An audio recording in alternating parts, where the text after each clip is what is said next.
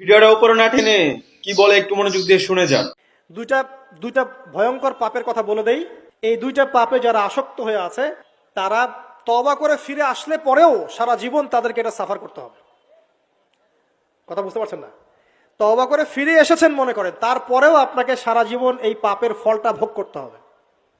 এক, মাদক দ্রব্য দীর্ঘদিন সেবন করেছেন, তওবা করেছেন, ফিরে এসেছেন, আল্লাহ হয়তো মাফ করে দিয়েছেন, আল্লাহ পাক মাফ করে দিয়েছেন, বাট আপনি আপনার দেহের যে ক্ষতিটা করে ফেলেছেন এটা পোষাতে পারবেন না। এক নাম্বার। দুই, তখন আপনি যদি বিয়ে করেন আপনি স্ত্রীকে সন্তুষ্ট করতে পারবেন না। হ্যাঁ।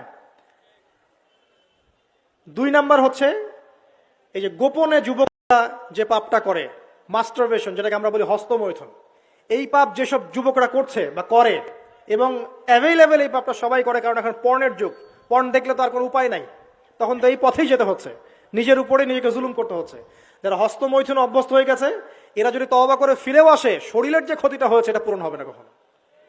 এখানে আপনার দেহের ক্ষতি, আপনার মস্তিষ্কের ক্ষতি, আপনার পরিবারের ক্ষতি, এমন আপনি যদি পরবর্তীতে গিয়ে পরিবার গঠন করতে চান, আপনি সুখী পরিবারও গঠন করতে পারবেন না, কারণ ভিতর থেকে আপনি নিজেকে শেষ করে ফেলেছেন।